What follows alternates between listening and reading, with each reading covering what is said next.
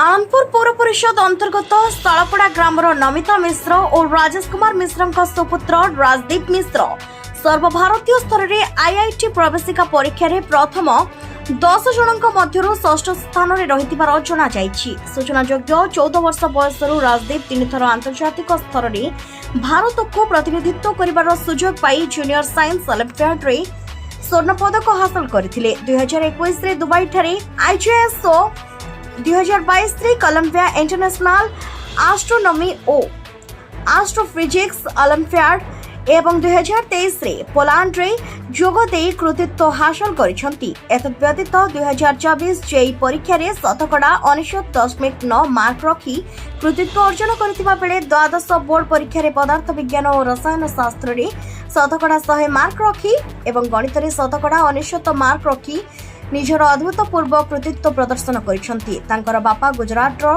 जामनगर रे भारतीय वायुसेना रे सेवारत रहितिबा जणा पड़िछि।